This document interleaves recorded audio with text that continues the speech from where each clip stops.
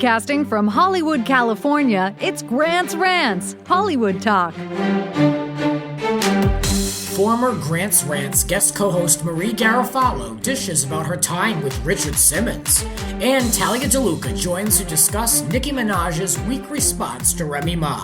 Arnold's exit from Celebrity Apprentice, Lindsay Lohan's latest project, and is Megyn Kelly the new Oprah? Let the ranting begin. I'm sitting across from no one today. It's just me, myself, and I. It's a quiet weekend here in LA, but I will still have guest co-hosts. I'm going to switch up the format a little bit today, and we're going to have roll some calls with me. Kind of hang out with me. We're going to chat with Marie Garofalo, a former co-host of the show. She's been on episode 4, 20, and episode 30. And episode 30 is where she talks about her experience with Richard Simmons.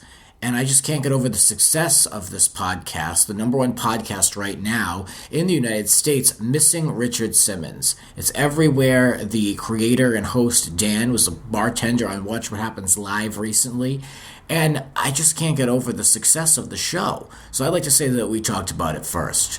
Well, Marie was interviewed by a magazine, People Magazine, and she talked about her experience. Marie had a really good, I would say, a surprising relationship with Richard. I was as interested to find out how close Richard was with his clients as much as everyone is now with listening to this podcast. So we're going to have a one-on-one with Marie, and then we're going to talk with an old friend of mine, which is going to be a blast. So let's call up Marie.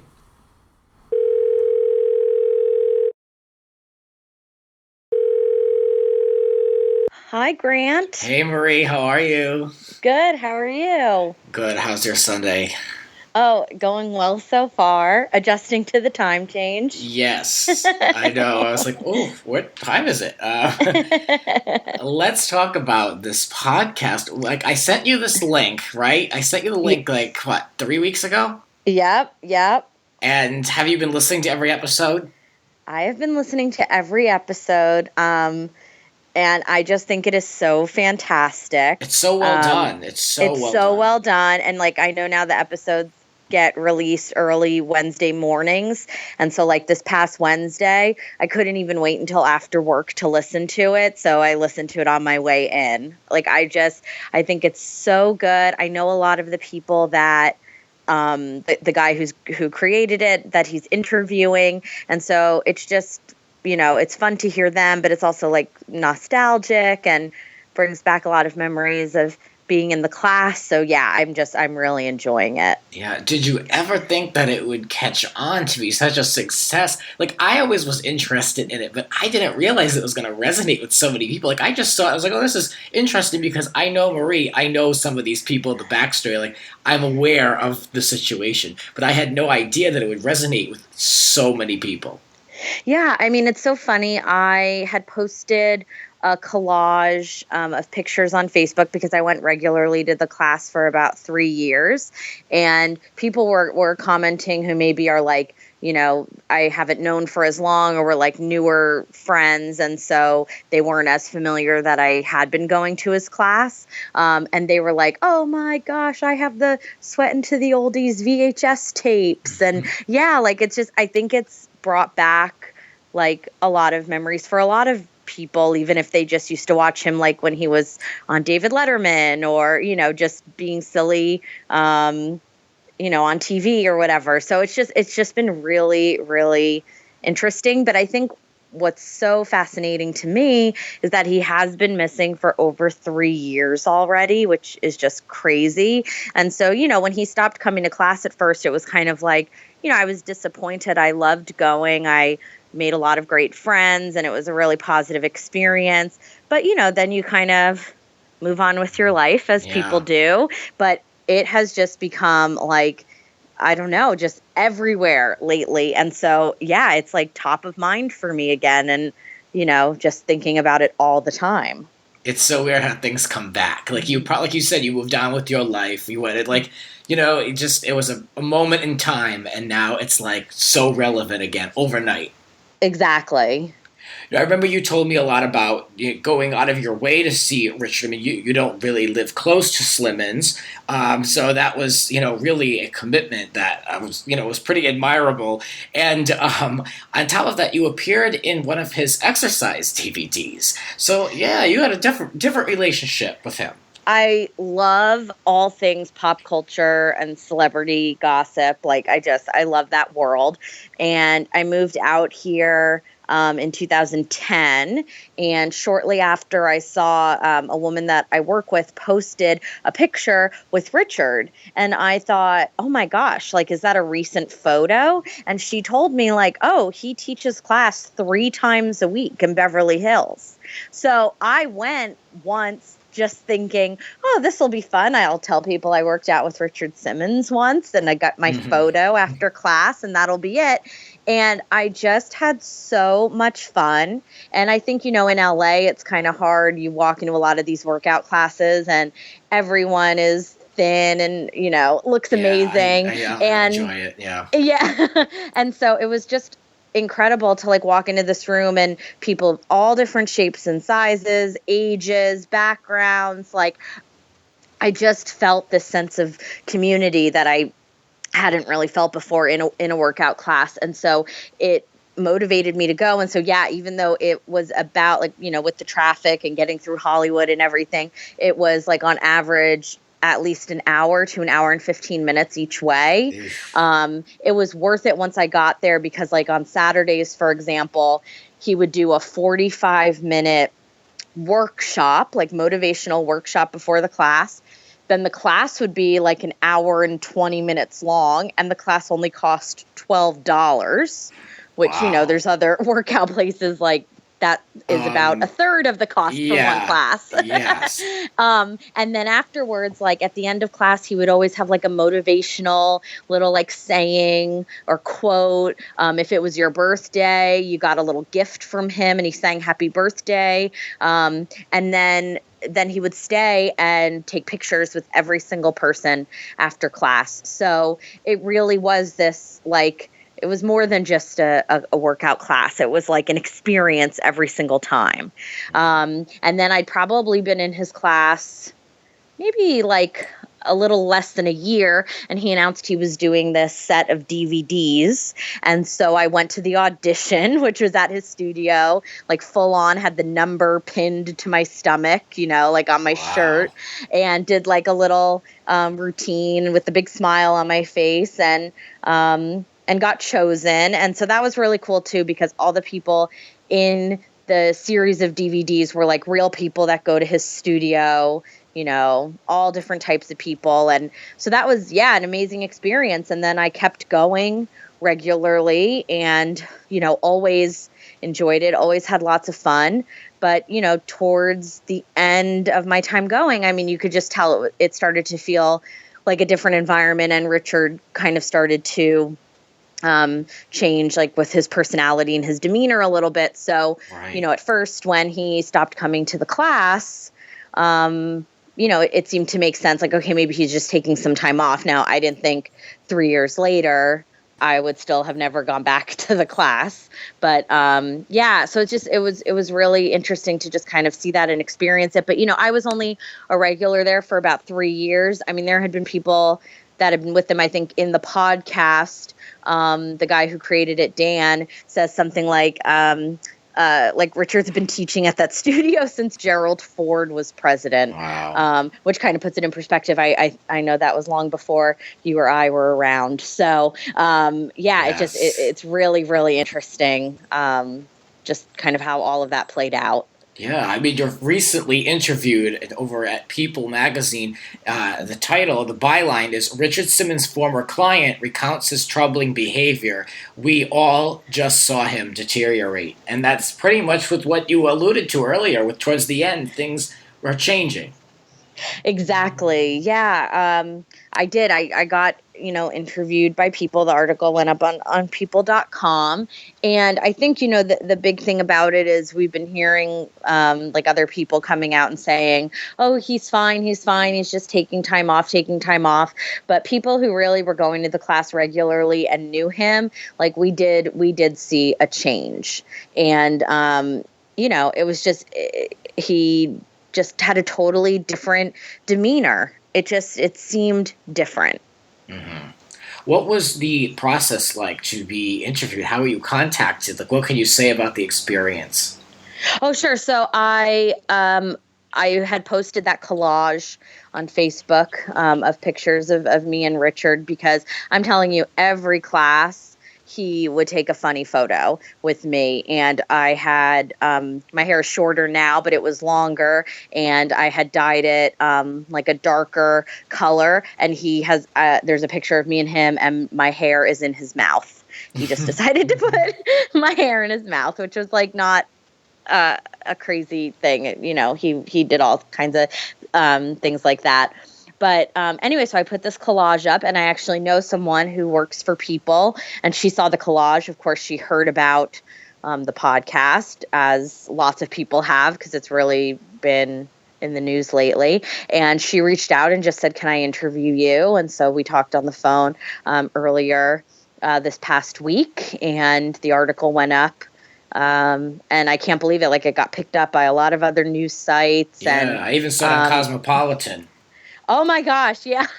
I know, I saw it on Yahoo and Perez Hilton, and it just, it was crazy, the response. But, I was a little bit nervous when it went up, like, oh, I don't want, other people that I used to take the class with to think like, oh, she's talking to, news outlets or anything like that. But honestly, the response has been positive, because I didn't say anything that wasn't true. And it was a personal account of just kind of the environment of the class, and, Richard just seeming to be different towards the end of the time he was there teaching.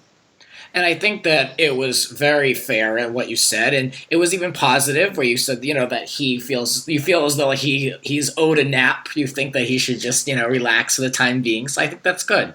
Yeah, definitely. Yeah. What do you think? Do you think that Richard is seeing all this press? Do you think he's listening to the podcast? What do you think? It's a great question. I mean, if there are days when I'm sitting at home all day long, I am always, checking my phone or watching TV or looking things up. So I feel like it would be difficult to miss. Mm-hmm. But I'm really not sure if he is like just cut off from everything, and he's not like, checking updates. Like, I'm really not sure. I mean, it seems like in one way or another, like details about the podcast would get back to him, especially since the guy creating it has reached out to Richard's brother and the housekeeper and the former assistant and these people who are like very, very close to Richard. So to me, it seems impossible for him not to know about it a little bit, because even in class, I mean, when he would teach, he always had stories about, this famous person he ran into, or, going out to dinner at this like lovely restaurant in Beverly Hills. So I feel like he was definitely in the know, even though he would also say that he liked to be like a homebody and just, stay pretty low key when he wasn't teaching. Mm-hmm. I just feel like it would be kind of impossible. Although I will say, sometimes I go to work and I'll see something like there were people the day after the Oscars mishap with La La Land and Moonlight, and they didn't know that it happened. And I'm thinking, like, how on earth have you not heard about this yet? Like, it's everywhere. Like, so things like that. Like, I'm very tuned into what's going on and like always in the loop. But I guess there really are people who aren't. It just doesn't make any sense to me. But yeah. So who knows? Yeah, I have to believe that with all the attention and all the buzz, not even necessarily on the internet, but even now trickling into like with you, People, TV. I feel like the word has to get back to him somehow. There's just too many outlets for someone to tune everything out, to not hear anything. Totally. So, yeah, well, I don't know. I give Richard my best, and I think that this is super interesting to be able to talk with you because, yeah, I mean, you're not featured on that podcast, but I think that your stories is super fascinating to me anyway.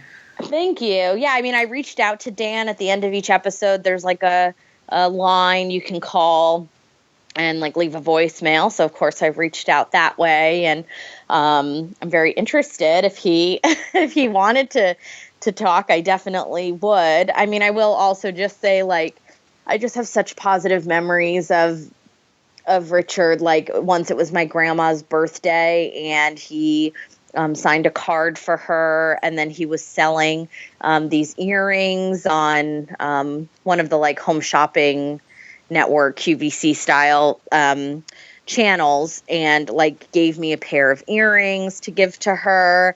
And he was just like such a genuine, like just kind person. And so I do just really hope that he is okay. And if he did come back and teach, like, I would be there in the front row 100%. So.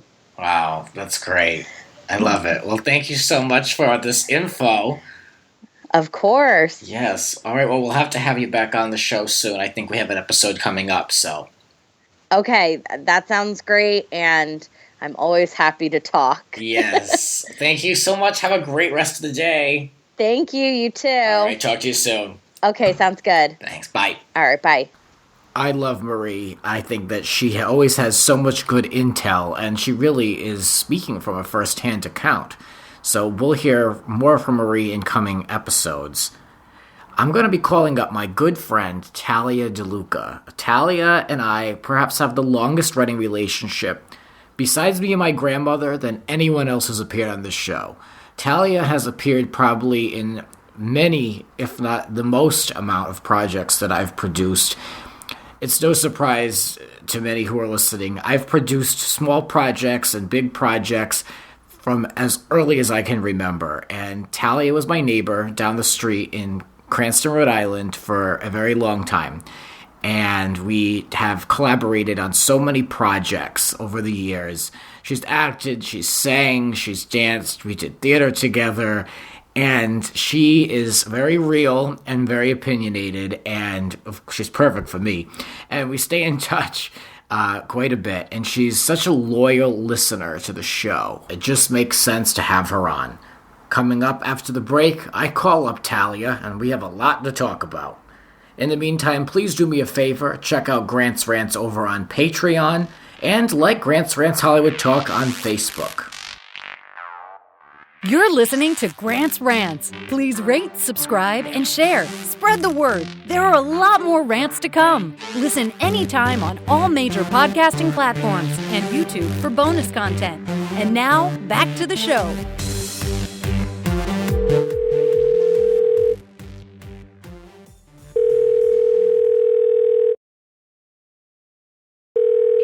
Hey. Hey, Talia. How are you? Good. How's it going? Good. Oh, I'm glad to have you on the show. It's been a lot of episodes that we've had, and I know you've listened to every one of them. I am so excited and honored that you asked me. This is so exciting. Of course. Do you know that we've known each other for about 20 years? Are you that long? Does that make you feel old? I knew it was long, but I didn't do the math. Yeah. No, because I'm thinking back, I mean, my God, like, you and my sister, same age, both in the same classes. It had to have been. Yeah, it had to have been, right? Yeah. Weird enough. Anyway, I want to talk to you about a couple different things that I know that you wanted to chat about. So it was 5:25 a.m. 2 weeks ago, and I get a text message about this Remy Ma and in this diss about Nicki Minaj, who I'm not a huge fan of. But I got this text from you, so of course we have to talk about it on the show. The whole thing is just, now it's just disappointing. Like, Remy Ma came out, like, I listened to the song, and you're afraid. When you listen to that song, you're afraid when you listen to it. It's so raw, like, yeah. She came out with this song for Nicki, and I was like, oh my God, like, it was so raw and so good. So good. Yeah, And I mean, I got to do it. Was like 7 minutes long? I mean, I listened to it twice. I felt like I listened to it 4 times. 7 minutes of straight murder. Like, it was unbelievable. It was amazing. Like, it was so good. And then, everybody's like, oh, can't wait for Nicki, can't wait for Nicki. And then, like, nothing ever happened. It was, like, such a letdown, until the other night. But. Yeah, she dropped these 3 tracks, and, I'm not interested in any of them, really. No. I listened to that No Frauds, because I was like, okay, this is going to be the main diss track. And it was just more of the same. It wasn't anything, it was exactly what I thought she would do. There was no hook or anything catchy. At least, like you said, the other one was, like, scary. The other one was intense.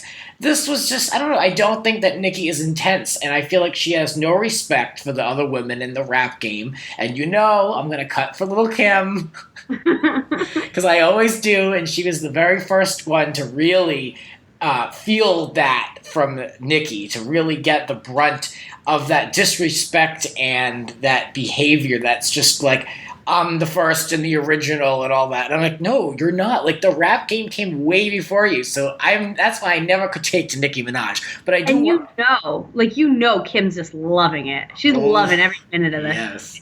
I will say, though, I don't really like Nicki, but I do like working out to her music. Some of her stuff is good, like My Chick Bad and some of that stuff.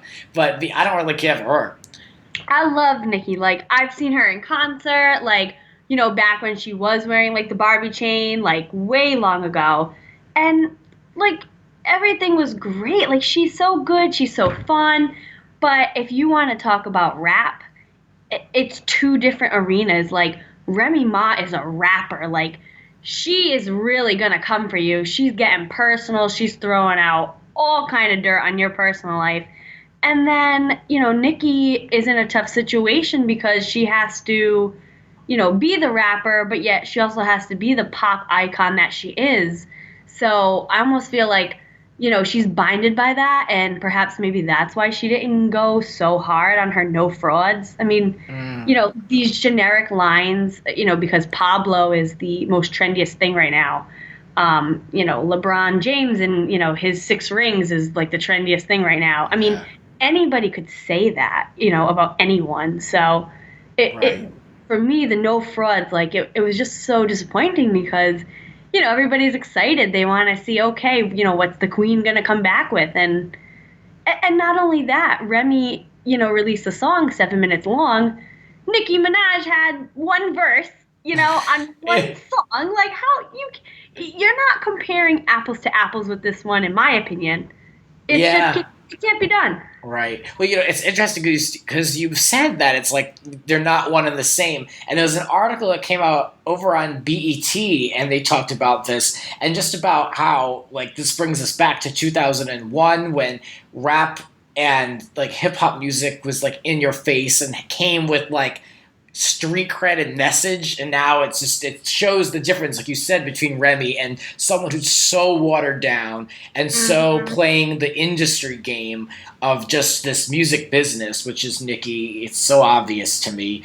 And, it mentions the Fairweather fans of Remy now that she's going after Nicki. And I will say that's me. I never gave a damn about Remy Ma until I love hip hop. Well, I liked her with Fat Joe, but I never gave a damn about her until I said, like, okay, this girl is coming out. She's out of prison. She's standing for something. She's standing up for herself. And she is kind of going backwards with time when it comes to attacking and being a legit rapper. And that's why I love Kim so much. I mean, Lil' Kim from Brooklyn, like, just straight up did it from the beginning. So to me, it real. Keeping it to the roots. Yeah, because now it's like, it's about who has the biggest ass versus who came from the projects and who actually has a real story to tell. Yeah, and it was funny too because I actually, just before we connected, I saw like a tweet from Safari, where oddly enough, where he had mentioned something like to Nicki and saying, oh, why are you letting these producers, do this to you? And then you're just rapping, for 12 bars on a record. Like, people, it's so obvious that people know, Yeah. You can't really hide it. Right, so true. Did you see... What? This is from a Nicki fan. This is from a girl who really likes Nicki. Yeah. You know? But you got to give the credit where credit's due, and this one is all Remy. Mm-hmm. Yeah. Did you see her on Wendy Williams? No, I didn't. She came out in funeral attire. She literally came out dressed for a funeral, and that she said that her grandmother said not to speak ill of the dead. She's a badass bitch. I love her. Yeah, basically, the thing with her is she's like, I can be supportive and soft and pink and all that, but if you come for me, I'll pull out every bit of dirt that I have on you. You know, she says, in this quote over on BET.com, she says, "In the event you piss me off and we become arch enemies, run for cover." Yeah, boy, it was true on Cheat there. It was so true. Yeah. That's funny because, like, I'm not relating our upbringing at all to this. But, I mean, you and I are suburbia. Exactly, the whitest way. But I will say, we were the original shade throwers in our neighborhood. So true. Yeah, when people would come for us, whether it was on the yellow school bus or you remember around the neighborhood on bikes, I mean, we were the original you-know-what stirrers, and we were the original shade throwers. We were having a really good time as kids. Yeah. People didn't know what to do with us. I remember it's so funny because, like, when you talk about Britney on your podcast, I'm like, I wonder if people really realize, you know, how much Grant loves Britney. And then I was thinking today, I'm like, oh my God, remember that time that you were on the bus and the whole bus broke out into a fight because Grant held up a folder of Britney Spears?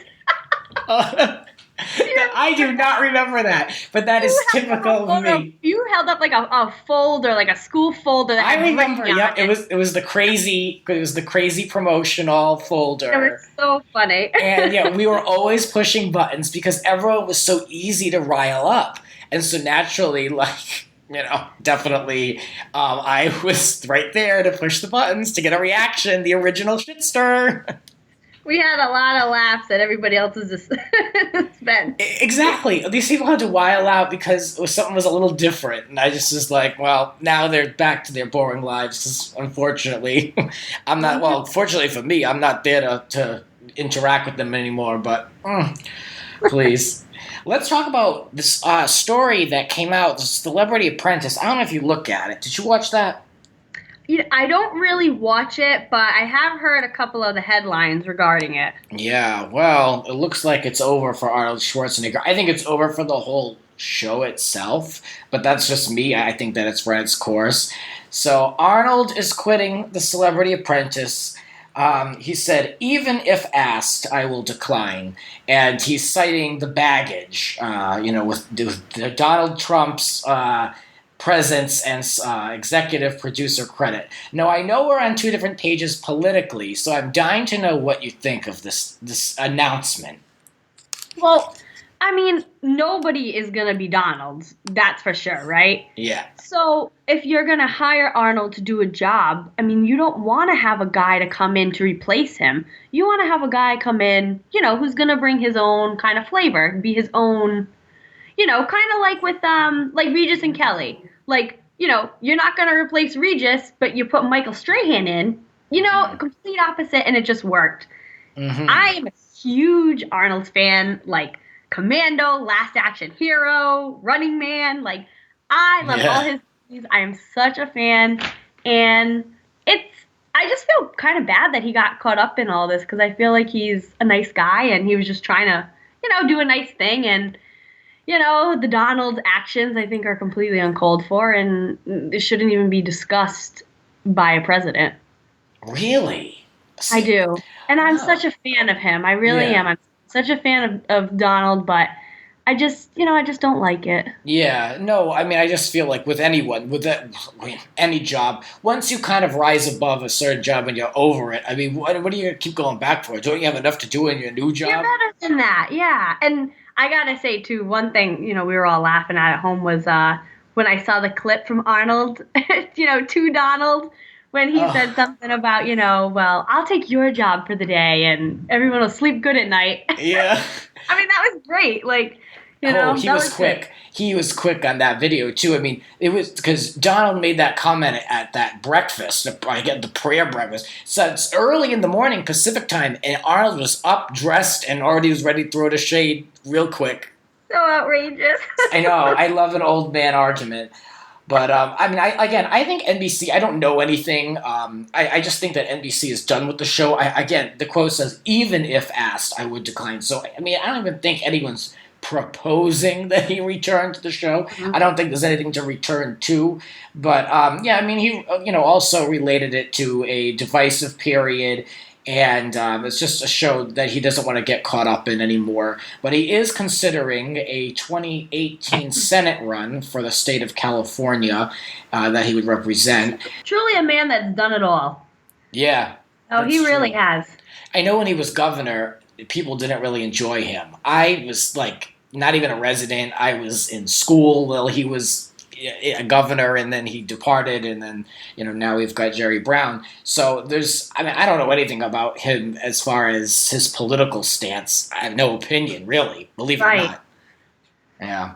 Do you remember Lindsay Lohan? Do you remember that she had a legging line? What doesn't she have going on? I know. Well, I don't know if it's still in existence. I don't think so, but she's looking to go into a fashion line. And there was a photo posted after she wiped her Instagram. She's been creeping back in with different photos, these humanitarian pictures and, these black and white images. So now she's got one picture of her with the headscarf. It's like diamond encrusted. It does look really nice. And so the caption is that there's a new fashion line coming soon. Everything she does gets so much press, even literally. Those 5 words. For what? I know. 5 words. People love her still. I don't know if they love her or just love to hate her, or if it's just me talking about her. But no, it's not you. I saw that headline on a couple different news outlets. That's not exactly news, but I guess it is. I know. What is that a report? So I love to see these things because God help these authors, or not authors, these journalists, I guess we can call them in this case, who have to write these articles because they literally have these 5 words to go off of, yet they need to create a full shareable article. So it talked about, and one of them I read talked about the legging line. It talked about her questioning if she's changing over to Islam. It talked about her history with working with the Turkish people, all just a recap. All based around this one statement that she's coming soon, which might not even happen. How many times have there been announcements of things that never come through, I love how she can just do whatever she wants, and she knows it, and everybody's going to bite at it and follow it, and then until they forget for a half a second, and then, she's going to have her new line of, footwear or whatever. Yeah, I think she needs to follow the Paris Hilton School of International Success. Because I think for her in the States, it's just too little too late. And I never say never. God, I would love for her to be able to win an award and just be like, look, this is something I produced and acted it on my own and really just make a statement for herself. But I think she needs to tap into the international market. They're probably way more accepting of her than we are in the States because people have such a short-term memory here. If they're over her, they're going to be over her. I know. I still think of the Parent Trap. I know it. How the hell old is that? Yeah. Just can't help it. Yeah. I don't know what to tell her. I don't really have any more advice except maybe if you're looking strategically at just making money in business, invest in maybe what she's doing with these headscarves. If she's targeting a certain demo over there, and perhaps in the Islamic culture, then maybe that's what she should be doing. There's a lot of money to be made. Wise business move if that, is the region that she's playing to. She could be very successful. Oh, yeah, exactly. Yeah, I hope she does. I hope she is. Yeah. But she's such a joke, Grant. I know, she is. But that's why we love her. Maybe you'll get photos of Dina sporting the headwear next. Yes. See, that's what they need to be doing. She needs all the help she can get if she's going to sell these headscarves. So yeah, she might as well rope in Dina. And it was beautiful. Do you like the photo? I did. It was all jeweled, and it was very pretty. Yeah. Yeah. I mean, also they had to relate, and I never talked about this on the show yet, but she was racially profiled for wearing the scarf. Like, when I read that, I said, of course she was. Just of course. What hasn't happened to her? What didn't happen to her? Did she have her accent at the time or no? Maybe she lost that one. Yeah. I bet she lost that real quick. What do you make of Megyn Kelly? I love Megyn Kelly. I actually really have come to like her as well. The thing about Megyn, and, maybe, like, not everybody has, like, a lot of time, to watch the news and keep up with it. But as somebody who, like, watches a lot of Fox News, if you don't know Megyn and you just heard that she was on Fox, you'd be like, ugh, like, you might not even want to give her the time of day. Right. But if you really, listen to what she says, she is so in the middle, and she's got such a good sense of humor. She's just such a likable, nice person. Yeah, I really, like you said, I was like, oh, Megyn Kelly, Fox News, it's just too far right for me. But then I watched some of her election coverage, obviously because she was right in the middle of it. I mean, Donald Trump was going after her, and it was like, okay, so, YouTube clips, whatever, it's on every outlet anyway. So, and then I watched how she responded, and I thought she was very classy in how she went about it. And then I started really listening to her, and I was like, yeah, she is, especially since, like, Roger Ailes and Fox has had such a major change, I feel like she was able to put herself more in the middle, which I appreciate. I think most people do. I'm desperate to find a good news source that I can trust. So I've been watching PBS NewsHour, and it's actually like no thrills, no frills, no big graphics and all that. It's just straightforward. So that's what I've been into lately. That's nice. Yeah. My personal favorite is, I'm a big Bill O'Reilly fan. Oh God, yes, I love him. To me, I feel like he's very, very fair and balanced.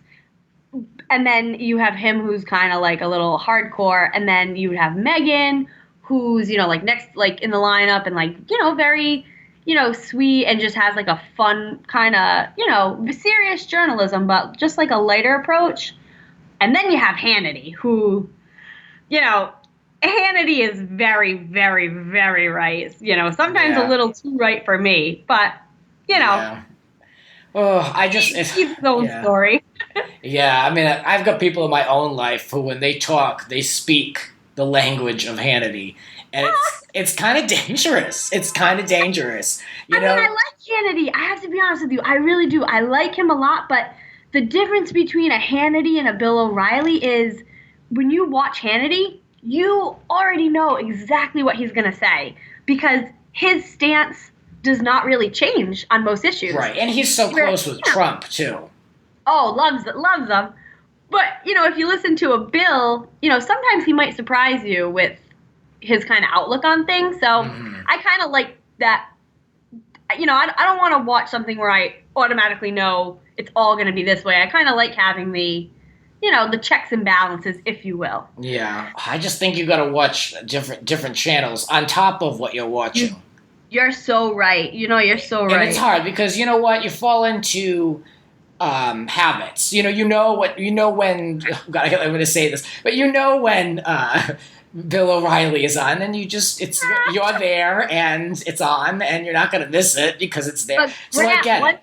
One thing I cannot do is I cannot do Chuck Todd. Oh. There is no room for Chuck Todd in my life ever. That's how I feel about Kellyanne, but thank God they put her away for a while.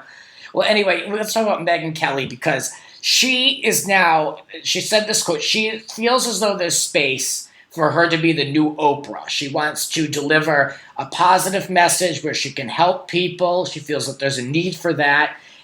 She's got the show coming on during the Today Show hours.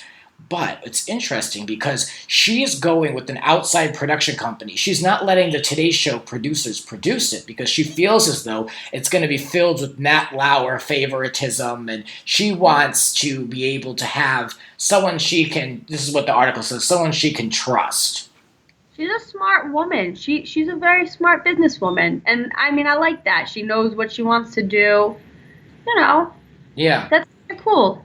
Right. I wore, she's going to be doing a Sunday night show too, which is going to be more interviews and hard hitting news. But I don't know. I feel like I'd hate to see it. I hope they don't attach it to like a lifestyle program because, my God, so many of those shows have come and gone, And she did mention that there'll be celebrities on here, but there'll also be real people. So I hope she does follow the Oprah formula and it's not going to be like another Meredith Vieira situation or like a Jeff Probst. Queen Latifah. I mean, there's so many people who have just come and gone. And Megyn, like, she is so good at, like, hard journalism. Like, I think that she shines there. Probably, why she's been so successful.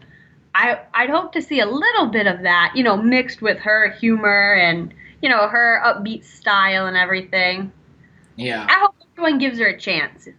Right. I mean, well, they're investing a lot of money in her. It's reportedly between $12 and $15 million deal on the table. So, but she's accepted.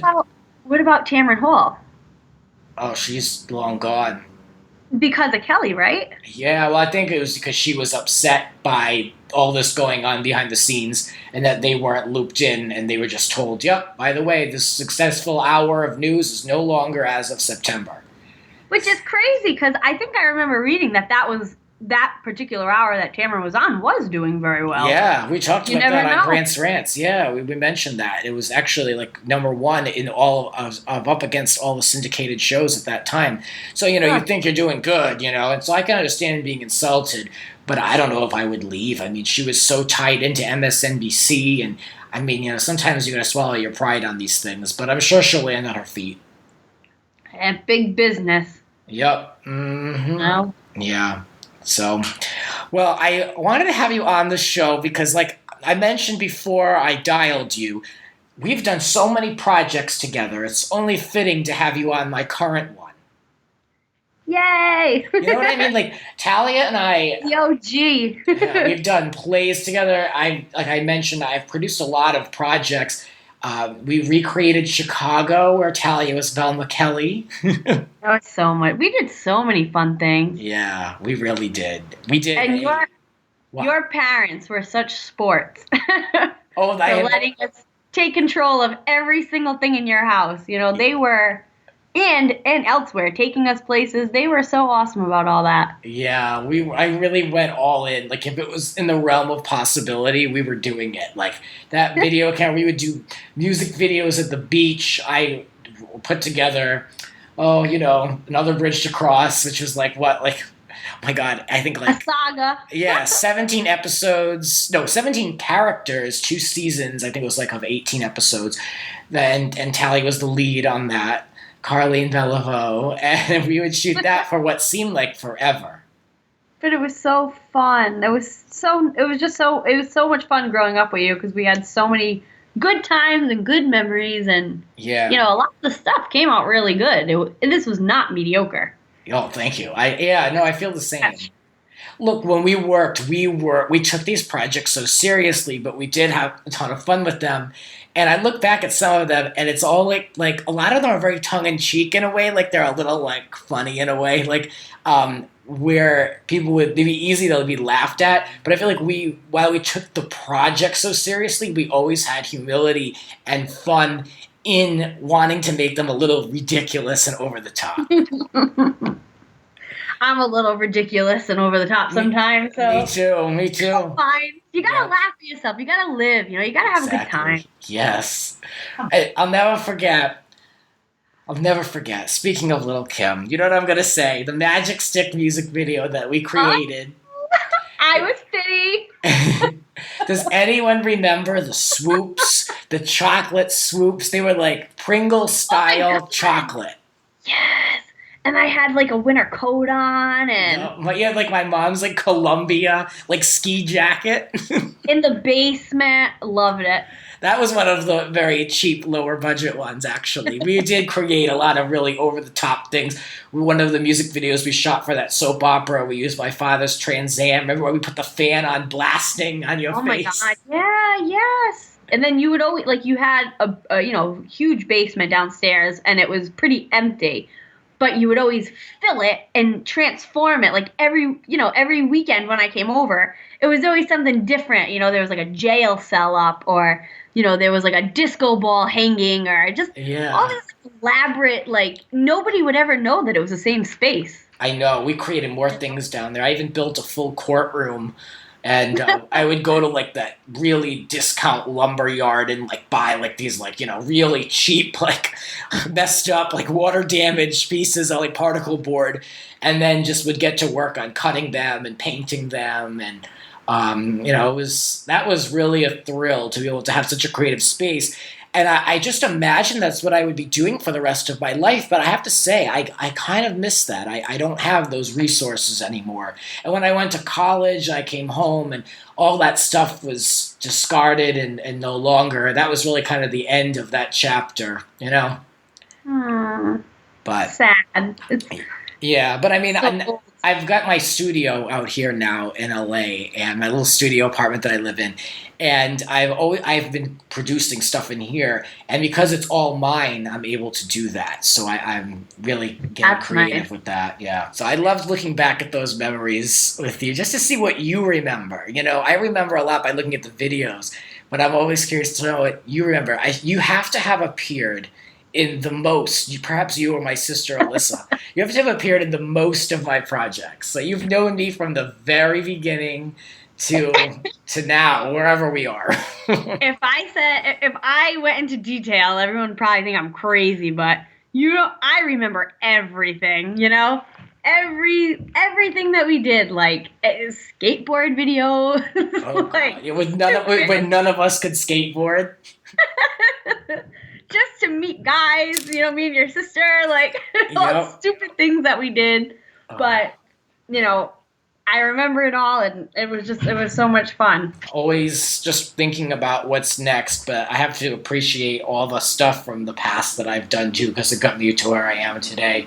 And, wherever that is, but, we're You're in a good spot. Still doing it, yeah. So doing Grants Rants is a good creative outlet for me, so, yeah.